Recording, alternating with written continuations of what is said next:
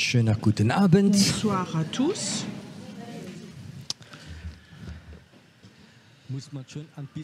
Il faut déjà être un peu fou avec cette météo pour venir ici. Oui, ben c'est l'Autriche. Et dans le Bayern aussi, ils ont l'habitude. En Allemagne, la moitié viendrait. En France, 10%. Et en Afrique, sans doute personne.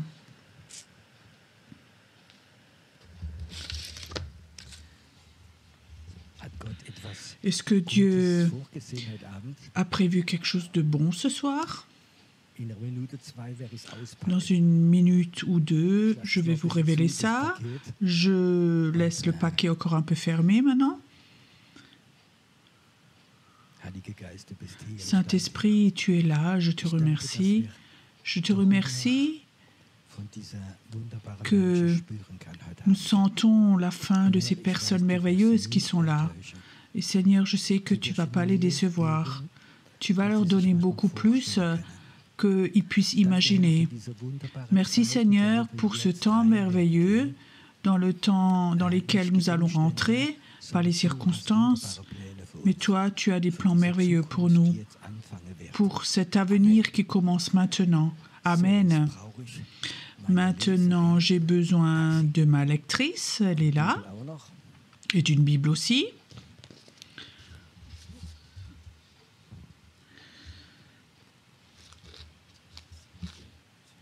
Donc, psaume 12. Sauve Éternel, car les hommes pieux s'en vont.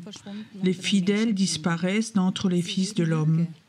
On se dit des faussetés les uns aux autres, on a des lèvres des choses flatteuses, on parle avec un cœur double. Que l'Éternel extermine toutes les lèvres flatteuses, la langue qui discourt avec arrogance. Ceux qui disent « nous sommes puissants » par nos langues, nous avons nos lèvres avec nous. Qui serait notre maître? Parce que les malheureux sont opprimés et que les pauvres gémissent.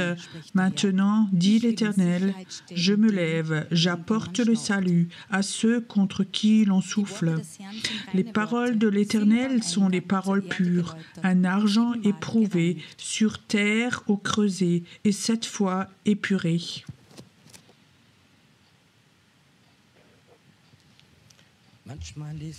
Parfois, nous lisons des psaumes, ils ont 3000 ans et on pense qu'ils sont écrits pour aujourd'hui. C'est juste ça? La Bible, c'est pas un livre d'histoire, mais c'est quelque chose, un livre vivant. La Bible est un livre vivant et quand on entend ça, on dit « mais c'est donc écrit pour aujourd'hui tout ça ».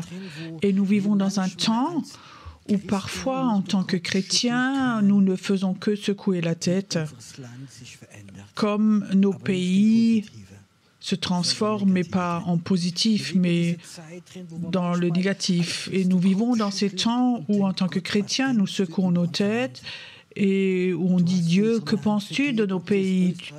Tu as oublié notre pays, que ce soit l'Allemagne, l'Autriche. Tu as pardonné à nos pays, tu as donné la grâce. Il a été détruit. Il a été reconstruit, tu as pardonné, donné grâce. Et quelle reconnaissance est-ce que nous donnons pour tout ce qu'on a reçu? Et comme ce secouement de tête est là, je veux juste donner un exemple. Aujourd'hui, en Autriche, c'est après l'Allemagne, quand un politicien est voté ou qui veut être voté et qu'il dit « je suis homosexuel », alors il a 5 points de plus. S'il dit il est né de nouveau, il a 10% de moins. S'il dit que Jésus-Christ est ressuscité et qu'il revient, il a 30% de moins. Mais on vit dans un monde chrétien et tout ce qui est mauvais, les gens le trouvent bien et ce qui est bon est méprisé. Et malheureusement, nous vivons dans ces situations-là. 3 de nos enfants, de mes enfants, même s'ils ne sont pas forcément rebelles, ils ont été jetés dehors du cours de religion à l'école. Et mon fils, en Allemagne, il a eu la plus mauvaise note qui est un 6. En France, ce serait un 0. Et ils ont eu un professeur de religion qui n'était pas croyant et elle disait Jésus-Christ était une bonne personne, mais ce n'est pas le Fils de Dieu et il n'est pas ressuscité. C'est que des contes de fées. Bien sûr que mes enfants ont pris position, ils ont dit non, il vit et il est ressuscité. Et comme ça 2-3 fois, le professeur les a même jetés dehors du cours et mon fils a eu donc un 0 et on vit dans ces temps-là. Et on vit dans ces temps. En Allemagne, il y a un pasteur très connu à l'église officielle protestante.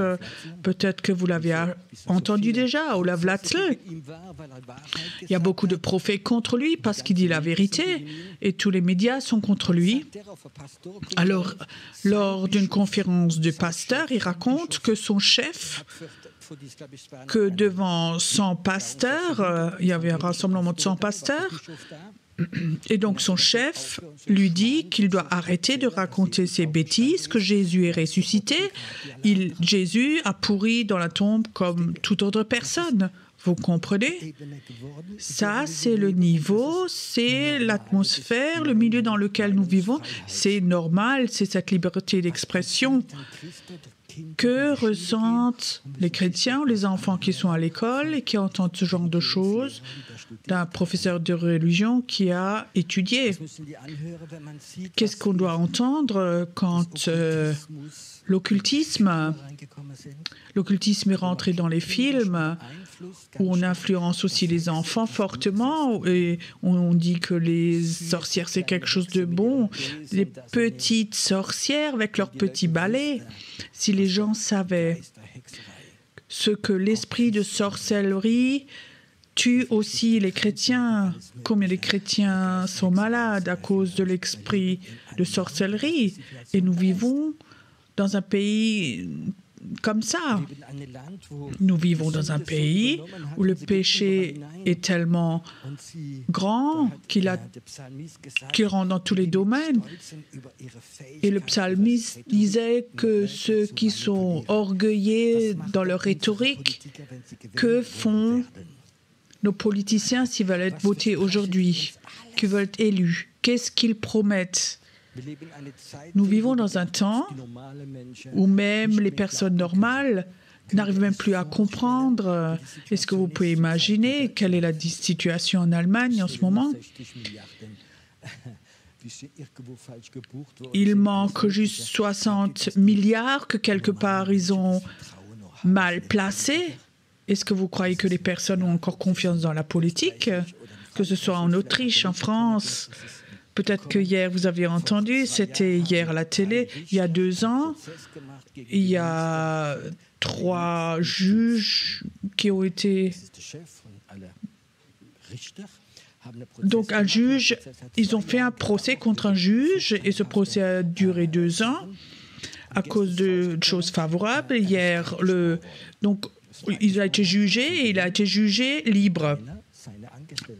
Parce que celui qui le jugeait, c'était un qui l'avait embauché. Et c'est déjà bizarre. Oui, mais le juge, on peut de nouveau aller en appel, mais l'appel était rejeté par un de ses employés. C'est bizarre si tu es jugé par quelqu'un qui est payé par toi. Nous vivons dans un temps comme ça, où c'est normal, où on ne sait même plus ce qui est bon, ce qui est mauvais, où les médias ne savent même plus qui est bon ou mauvais, les Palestiniens ou les Israéliens. Je ne vais pas faire de politique maintenant, mais nous vivons dans un temps terrible où je dis les chrétiens ne se sentent pas forcément à l'aise dans notre pays. C'est juste ça. Je crois que ce n'est même pas tellement facile d'être chrétien et de raconter ça. Quand tu es invitant à un anniversaire aujourd'hui, tu peux raconter sur tous les thèmes, le football, politique, l'argent, les femmes, tout. Mais commence à raconter de Jésus que tout d'un coup, il y a beaucoup de place autour de toi. Oui, mais ça, c'est la réalité aujourd'hui dans un monde chrétien. Et on vit dans un pays comme ça, et ça rentre dans tous les domaines, même dans les églises, où on manipule et on contrôle. Et aussi dans les églises, pas seulement dans l'église catholique, mais dans toutes les églises, et les gens se laissent manipuler. Et parfois, j'entends des histoires où les gens racontent: il faut que je fasse attention, que je rebelle avec la chair. Je te donne un exemple. Une sœur que j'aime beaucoup, qui a plus de 80 ans, que je connais depuis longtemps, et ça fait 50 ans qu'elle est croyante. Elle avait une vie difficile. Elle a élevé ses enfants, petits-enfants, et elle n'a pas travaillé parce qu'elle s'est occupée toujours de sa famille, et elle a une rente toute petite qu'elle ne peut pas se payer un appartement. Alors elle habite chez sa fille qui a une petite chambre pour elle. Et la dernière fois, elle vient me voir, elle dit: tu imagines, Pierrot, mon beau-fils à table, il m'a dit: si tu parles encore de ta foi, ici, je te donne une baffe, une gifle. Cette femme a 85 ans, devant les enfants, devant les petits-enfants, elle est menacée qu'elle est giflée. Et cet homme est colérique et il l'a fait aussi. Après, cette femme vient me voir. Vous savez, de préférence, je serais allé le voir, lui. Mais je savais que ce n'était pas ce que Dieu veut. Parfois, il faut que j'apprenne à discerner ce qui est de Dieu et ce que Dieu veut ou pas. Et je peux te raconter beaucoup d'histoires comme ça, où ça brise mon cœur. Il y a 2 jours, je reçois un email qui habite pas loin, qui n'a pas encore l'âge. Elle sort du médecin et elle dit: j'ai le cancer, et un stade avancé qu'on ne peut pas guérir.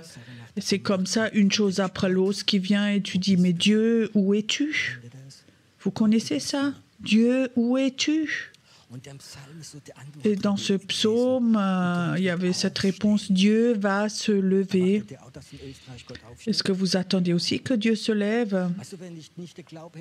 Si je n'avais pas la foi que Dieu se lèverait, où il y avait ce temps qui vient où Dieu se lève, il y a un chant que vous entendez peut-être: lève-toi devant Dieu et laisse tes ennemis fuir. C'est un chant de victoire. Le temps va venir et il est proche où Dieu va se lever. Et tu sais, nous pouvons accélérer cela. Et là, il est écrit: Dieu tout d'un coup va se lever. Et pourquoi est-ce qu'il va se lever? Nous l'avons lu avant. Parce qu'il entend le gémissement de ses enfants. C'est quoi ce gémissement?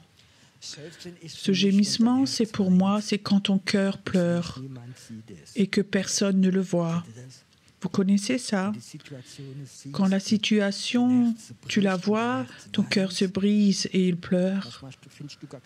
Parfois, tu ne trouves pas de mots, tu es là devant Dieu et ton cœur pleure en toi. Ça, c'est un gémissement. Il faut que nous fassions attention de choisir les bons mots. Ce gémissement, ce n'est pas le gémissement devant le mur de lamentation. Tu sais, quand il y a de l'injustice, quand ton voisin t'accuse et au procès, il ment, qui est injuste, alors on a tendance à aller vers Dieu au mur de lamentation et d'accuser. Et accuser, c'est la limite de la rébellion. Pourquoi Dieu, est-ce que tu autorises cela? Vous avez déjà eu ces pensées? Dieu, tu pourrais donc punir ou faire ceci, cela. Dieu, c'est donc pas juste. Tu sais, ce n'est rien d'autre qu'une sorte de rébellion. Et là, il ne faut pas qu'on rentre dedans. Ce gémissement n'a rien à voir avec la rébellion. Ce gémissement, c'est quand ton cœur pleure à cause de tes enfants peut-être, qui vivent dans le péché, qui se sont séparés de Dieu. Et tu ne vas pas devant le mur de lamentation. Tu dis, le voisin, Satan ou l'église ou le pasteur est fautif, mais tu vas devant Dieu et ton cœur gémit, pleure. Pourquoi c'est tellement important? Le titre de ma prédication est « Un cœur prophétique ». Si nous sommes honnêtes, quand Jésus maintenant Donc qu'en Autriche, en Allemagne, Dieu voit ces pays. Est-ce que vous croyez qu'il gémit aussi? Tu comprends? Et un cœur prophétique, c'est pas quelqu'un qui a un super don, mais c'est de sentir le cœur de Dieu. Et quand le cœur de Dieu et le tien se rassemblent, tu sais, quand le cœur de Dieu, ou quand je pense à Dieu dans certaines situations, et son cœur gémit au sujet de son assemblée, de ses enfants, au sujet de ce pays, parce que Dieu aime donc les humains, parce que Dieu gémit. Alors moi, je ne peux pas y aller et de joie bondir, proclamer et d'avoir besoin de toute puissance. Si Dieu gémit, je veux aussi gémir. Quand Dieu se lève et combat avec un cri de victoire, moi aussi je me lève avec un cri de victoire. Ça veut dire il faut que je sois un avec lui. Ce problème, c'est pas seulement Dieu veut se faire avec nous, mais nous, on doit se faire un avec lui. Et j'ai beaucoup enseigné sur la prière. Il y a différentes sortes de prières. Mais si je suis honnête, je n'ai jamais prêché sur ce que je prêche ce soir, sur cette prière de ce gémissement. C'est quand ton cœur pleure. Je crois que en ce moment, beaucoup, Dieu gémit quand il réfléchit sur l'Autriche, l'Allemagne, nos pays. Je suis heureux que Jésus ne soit pas vite fâché, vous aussi. Je crois qu'il a aussi souvent pleuré à cause de moi. Son cœur a pleuré souvent à cause de moi. Et ça, c'est la raison pourquoi sa grâce est venue. Je suis heureux que Dieu n'est pas fâché contre moi. Peut-être que ça signifiait le jugement. Je crois que quand il y a des situations qui sont terribles comme ça, que faisons-nous? Est-ce que notre âme ou notre chair va au mur de lamentation? Pourquoi on accuse? Ou est-ce qu'on va à un étage plus bas dans notre esprit? Tu sais, le Saint-Esprit a toujours la capacité de te montrer, de te révéler le cœur de Dieu. Quand dans ta vie, il y a une situation où tu entends quelque chose de grave, tu peux toujours dire, Saint-Esprit, j'aimerais dans ces moments ressentir ce que Dieu ressent. Ça, le Saint-Esprit peut le faire. Ma chair ne peut pas. Ma théologie ne peut pas non plus. Mes sentiments ne le peuvent pas. Mais le Saint-Esprit peut le faire. Pour moi, nous vivons dans un temps où c'était jamais aussi important qu'à ces jours d'avoir un Saint-Esprit qui est mon partenaire. Nous vivons dans un temps où, niveau théologiquement, on n'arrive même pas à le comprendre. Ça a toujours existé. Quand Paul s'est converti et qu'il a commencé à prêcher, l'Église de Jésus ne voulait rien avoir à faire avec lui. Il disait, mais c'est donc le criminel qui nous persécute. Mais Dieu voyait tout ça autrement. Et je crois que nous vivons dans un temps et il faut qu'on ait cette communion avec le Saint-Esprit. Que ressent Jésus en ce moment dans ces temps ? Que ressent Dieu en ce moment? Il est écrit parce que les malheureux souffrent tellement, parce qu'ils gémissent. Parce qu'ils gémissent, et à cause du gémissement de mon peuple, je veux me lever, et ça veut dire que nous gémissons et que notre cœur pleure. Ça fait que Dieu va se lever. Pas quand nous sommes au mur de lamentation, que nous proclamons, mais quand nous sommes là et que nos cœurs gémissent, notre Dieu va se lever. Qu'est-ce que ça a comme avantage? Dieu m'a parlé sur ce cœur prophétique. Un cœur prophétique dans l'Ancien Testament, c'est un autre cœur prophétique que dans le Nouveau Testament. Dans le Nouveau Testament, un cœur prophétique, c'est un cœur selon la personne de Jésus. Dans l'Ancien Testament, c'était des prophètes qui prononçaient le jugement. Dans le Nouveau Testament, le prophète, c'est celui qui connaît le cœur de Jésus. Et je crois, quand une personne, un serviteur de Dieu, ne sait pas gémir devant Dieu, il n'aura jamais vraiment les choses prophétiques de Dieu. Il y a d'autres traits de caractère dans ton cœur, par exemple. Il faut faire attention quand il y a des situations qui sont là et que tu vois de l'injustice. Le cœur peut aussi être un cœur religieux. Ça, c'est le péché. Vous connaissez ça? Tu peux accuser, tu peux même proclamer, tu peux faire toutes sortes de choses. Mais souvent, c'est un cœur dur, ça.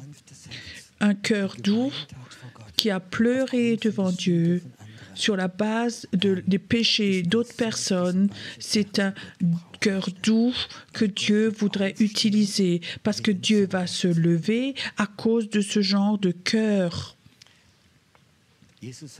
Jésus nous l'a montré.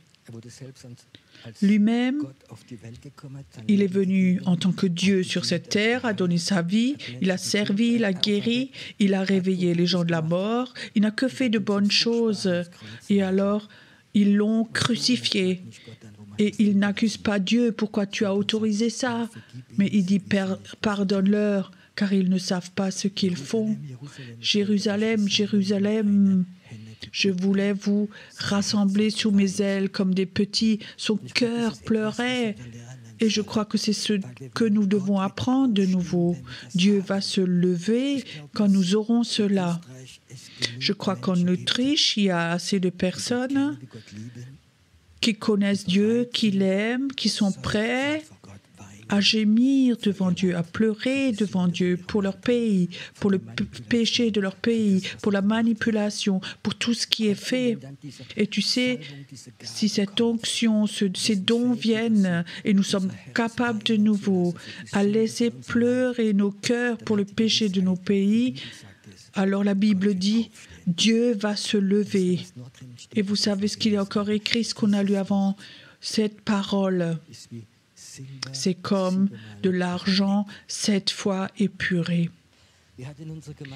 Dans notre église, nous avions un bijoutier et c'était un ami et je voulais une fois le demander. J'ai demandé qu'est-ce que ça signifie.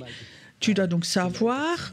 Il faut que ce soit purifié 7 fois. Et tu dis, quand tu fais bouillir de l'argent, et tu le fais bouillir 7 fois, et à chaque fois que ça bout, tu prends un objet, tu enlèves les impuretés, et la 7e fois, il n'y a plus d'impuretés. Ça veut dire, c'est 100% pur.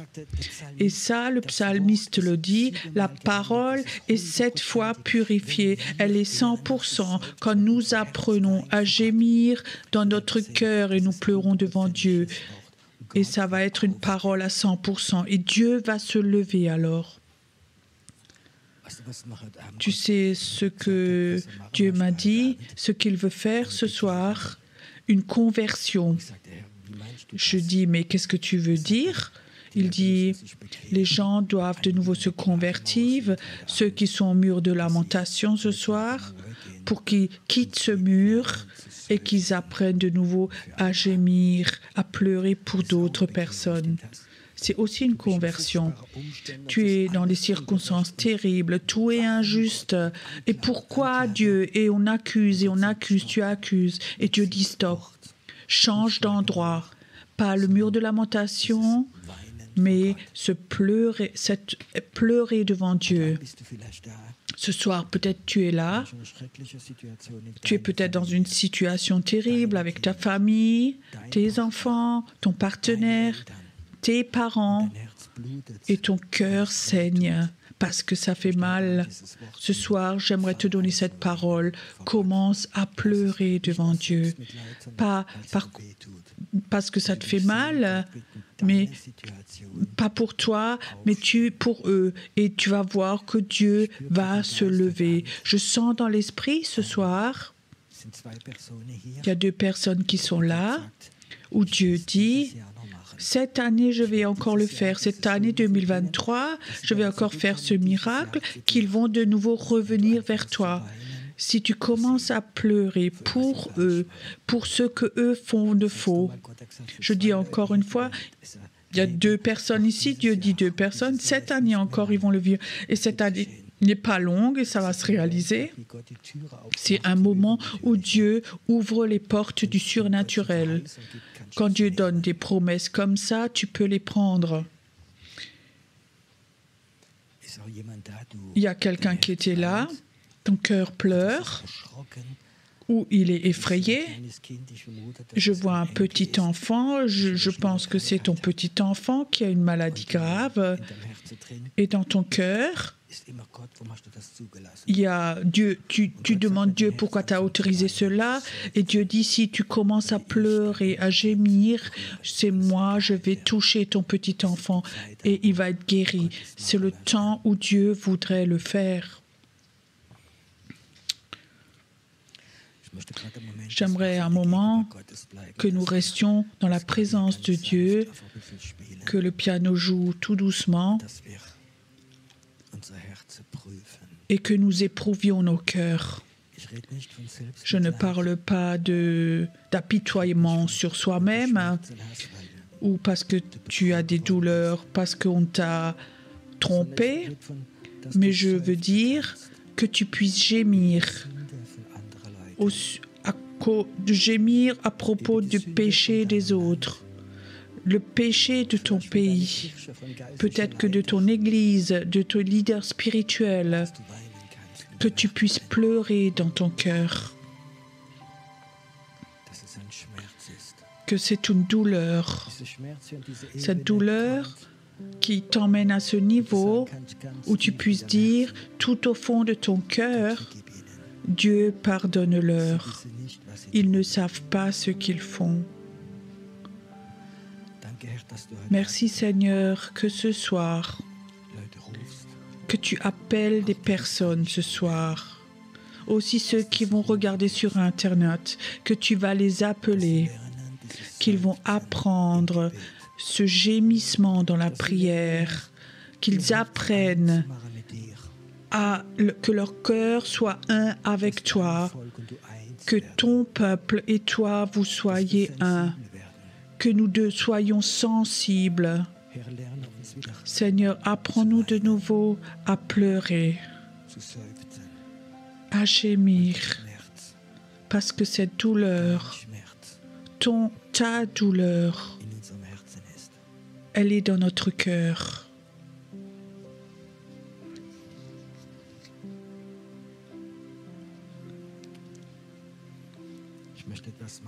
J'aimerais faire quelque chose ce soir que Dieu m'a mis à cœur. Écoute, si tu es là et les derniers temps, tu as passé beaucoup de temps devant le mur de lamentation parce que tu n'as pas compris Dieu, parce que ta chair agissait, réagissait, ou parfois même tu as jugé. Et Dieu dit, j'aimerais que ce soir, que tu demandes pardon. Et je vais te toucher alors. Et moi, je vais me lever dans ta situation. Tu dois arrêter de faire quelque chose toi-même. Moi, je vais me lever pour ta famille, pour tes enfants. Quand tu vas apprendre de nouveau à gémir dans ma présence, comme moi je gémis, pour tes enfants et ta situation. Écoute, si tu es là ce soir et tu dis oui, c'est juste, je suis devant ce mur de lamentation et j'aimerais maintenant, ce soir, me convertir, quitter ce mur et cette onction, avoir cette onction, ce don du gémissement, alors viens devant, je veux prier pour toi. C'est un cadeau de Dieu, c'est quelque chose que Dieu veut te donner. Oui, venez, n'attends pas que quelqu'un vienne, mais venez, si tu sens que Dieu t'appelle, viens devant. Tu veux le faire, alors viens devant.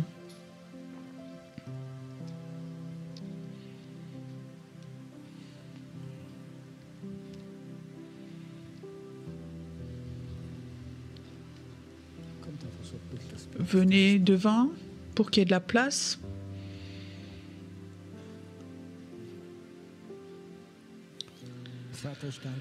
Père, je te remercie pour ces personnes qui sont devant, tes enfants. Et Seigneur, tu voudrais leur enseigner quelque chose, leur donner quelque chose, une capacité que toi tu te lèves à cause d'eux. Et Seigneur, là où ils étaient devant le mur de lamentation, à cause des circonstances, j'aimerais que maintenant, qu'au nom de Jésus, tu leur pardonnes. Que maintenant le pardon vienne dans leur cœur, tout au fond. Le pardon signifie Dieu n'est pas fâché. Dieu te donne une nouvelle connaissance, une révélation. De gémir dans la présence de Dieu. Cette douleur doit sortir pour que ton cœur devienne de nouveau tout doux, pour que Dieu puisse l'utiliser. Et tu vas voir, Dieu va se lever. Dieu va se lever. Il y a certaines personnes qui sont là, les derniers temps, ils ont vu tellement de morts. Je vois cet esprit de mort. Père, cette mort va s'arrêter maintenant.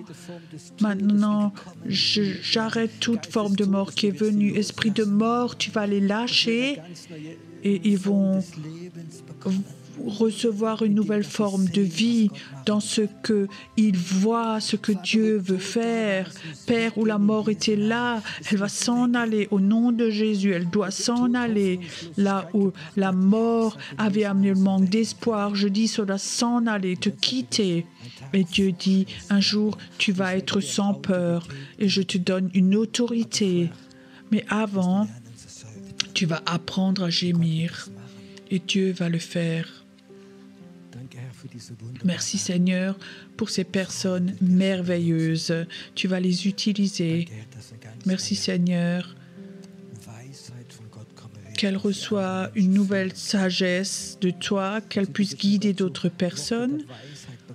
Tu vas recevoir des paroles de connaissance de Dieu ou tu vas dire à d'autres personnes.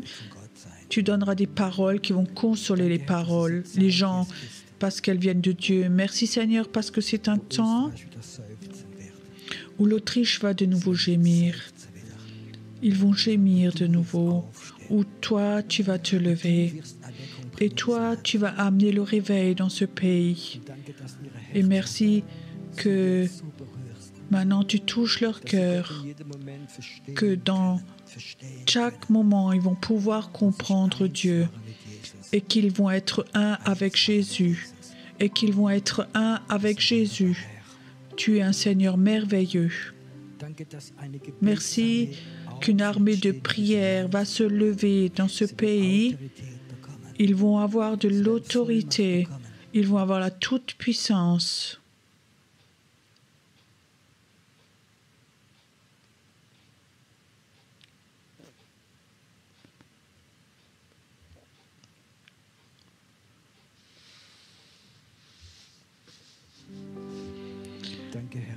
Merci Seigneur, que tu les touches, que tu les touches maintenant. Je vois dans l'esprit, écoute, de temps en temps, tu vas voir comme Dieu va se lever pour toi, dans ta situation. Tu vas apprendre que Dieu parfois va se lever, va se combattre pour toi. Tu n'as plus besoin de combattre parce que tu es un avec lui. Et lui va faire des choses pour toi que tu ne peux même pas imaginer. Parce que toi, tu as quitté ce mur de lamentation. Parce que tu as quitté ce mur de lamentation. Amen. Je ne sais pas pourquoi, mais inspirez voir profondément là-devant. Je sens que quelque chose voudrait te toucher encore.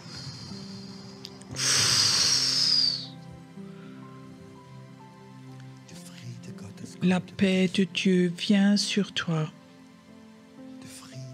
La paix de Dieu, là où ton cœur était tellement blessé par les situations, Dieu dit, je pose maintenant ma paix sur toi. Ma paix vient maintenant sur toi. Ma paix vient maintenant sur toi. La paix de Dieu vient maintenant. Elle vient maintenant au nom de Jésus.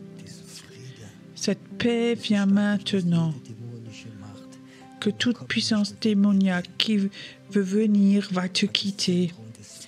Et parce que le centre de la paix va être en toi. Merci Seigneur que les flèches ne vont plus la toucher. parce que la paix est dans son cœur. Merci Seigneur que tu es un Dieu merveilleux. Merci Seigneur que tu ne vas oublier personne.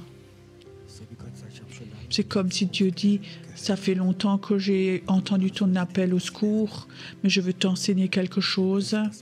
Je vais souvent poser des paroles prophétiques, écrire des paroles prophétiques dans ton cœur, où tu auras des temps, où tu auras appris ce gémissement devant Dieu. Alors ton cœur va s'étendre très grand, va devenir très grand, il pourra écrire beaucoup de choses et ces paroles vont être des paroles d'espoir pour beaucoup. Je vois comme il touche ton cœur ce soir. C'est un Dieu merveilleux. J'aimerais maintenant qu'on chante ce chant, quand la paix avec Dieu. C'est un vieux chant, mais il a tellement de puissance pour toi.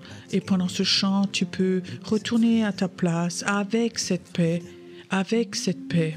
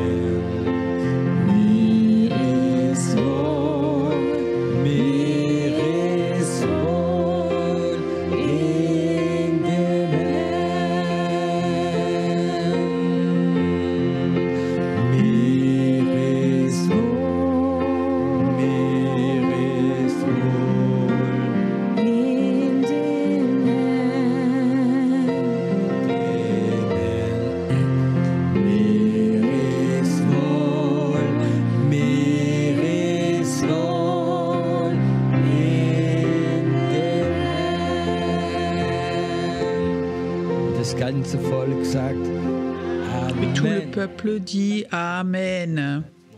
Merci bien. Vous pouvez retourner à vos places.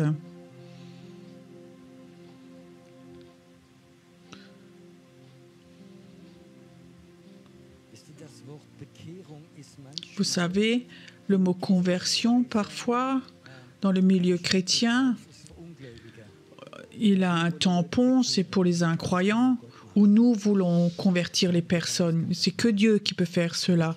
Le Saint-Esprit peut le faire. Et la conversion est parfois, quand on a eu une opinion, et tout d'un coup, on remarque qu'elle n'était pas bonne, et on se retourne et on prend une autre opinion. Ça, c'est la conversion. Et un chrétien a le droit de se convertir souvent. Moi, je me convertis souvent. Moi, je me convertis souvent aussi chez ma femme. Quand elle dit « T'as vu, j'avais de nouveau raison ». Je dis « Ok, tu avais raison, je me convertis. Tu as raison, j'avais pas raison. » Et voilà, la paix est là. Demain soir, ça continue. Pour samedi, donc on a école de prophète l'après-midi, il y a une petite chose pour manger.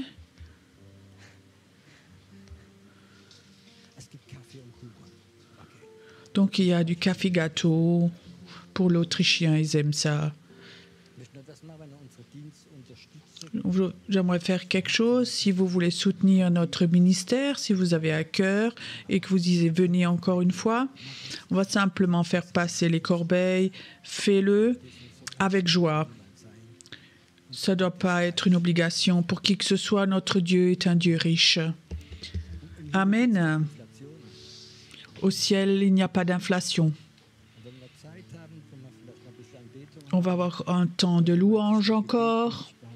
Et si quelqu'un veut la prière, on a des groupes de prière devant.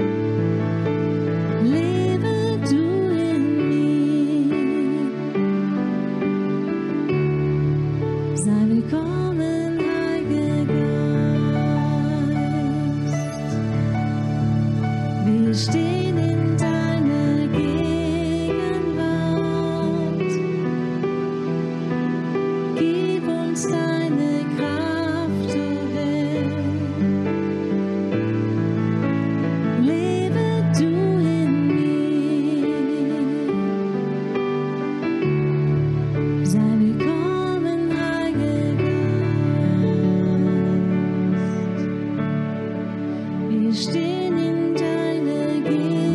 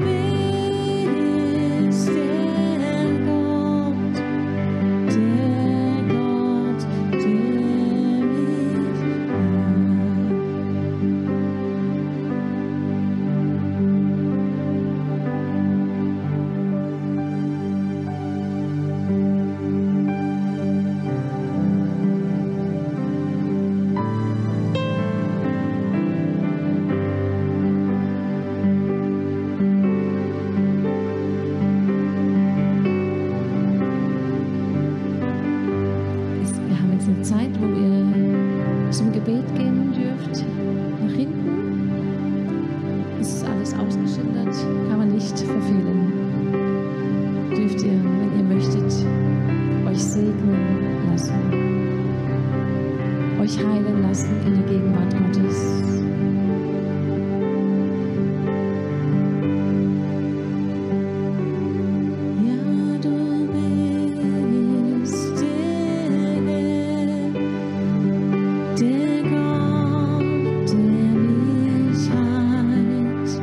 Du